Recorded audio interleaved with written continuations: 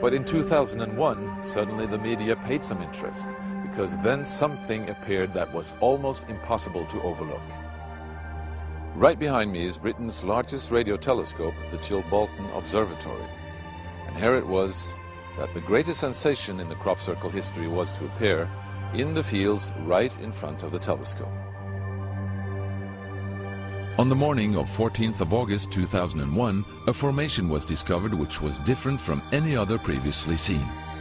From the ground it looked like a tangled mess, wisps of crop spread around in no system. However, in the evening with growing shadows, a picture appeared, unmistakably that of a face. That picture represented a whole new technique, a screen technique, the same that's used for printing a picture on paper. 3 days later, the face was joined by something that looked like a data strip. Rows of counters made out of standing and flattened crop. But soon an astonishing similarity is discovered. In 1974, the astronomer Carl Sagan composed a message that NASA sent into space from the Arecibo telescope in Puerto Rico. Binary figures which constituted a graphic code presenting key factors about humans and the planet we live on. 27 years later, an identical pattern appears in a crop field right in front of a similar radio telescope. However, on closer inspection, it seemed to show that the code contained some fundamental differences.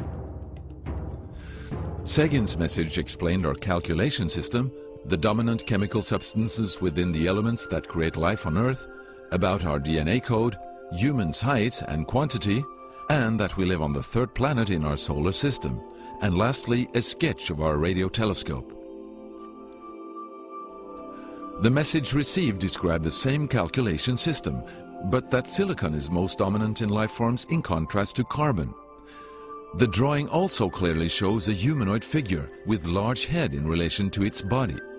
It's also explained that they have an extra string in their DNA, are approximately 4 feet tall, inhabit the third, fourth and fifth planets in their solar system, and have a population of around 21.3 billion.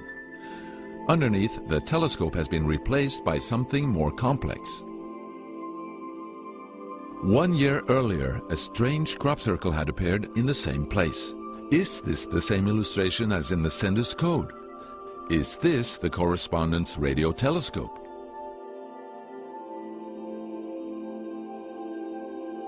If this is not an extremely clever and well-calculated joke conducted by humans, is it a serious response from an alien civilization? The Chilbolton crop formations really gave new life to the speculations of who is behind this. Is it aliens? Where do they come from? And what is their purpose of this type of communication? The following year, very nearly on the same day, a new picture appears that gives new force to the alien theory, this time in Crabwood, near the town of Winchester in Hampshire. Once again we see a face, but this time there is an unmistakable resemblance to something extraterrestrial. The picture also contains a print, somewhat similar to that of a CD, with something that appears to be a coded message. This formation also has a new type of design, this time with horizontal line patterns of variable thickness, similar to that of a TV picture. The message on the disc is similar to a spiral band built up of many boxes. But data expert Paul Weige manages to decipher the message. And I had to enlarge the disc quite substantially on the computer and run some image analysis over it to make it clear so that I could see what was a standing tuft and what was flattened. And while I was doing this, I noticed that every so often there was almost a mistake in the diagram. It was like there was a tuft, where the little square tuft, it had done sort of half size. I thought, that's a bit odd, and it seemed fairly regular. I was going round, and I sort of counted up, and it was sort of literally every sort of 8 bytes or whatever, and I thought, 8 bytes, and yeah, from computer side, is obviously some sort of binary code. So then I did the straightforward thing, I just converted it into ASCII, which is the standard sort of computer language that you encode the alphabet in.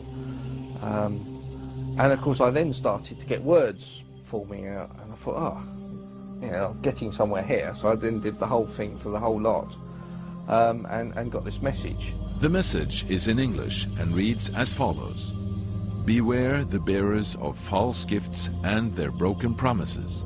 Much pain, but still time. There is good out there. We oppose deception. Conduit closing.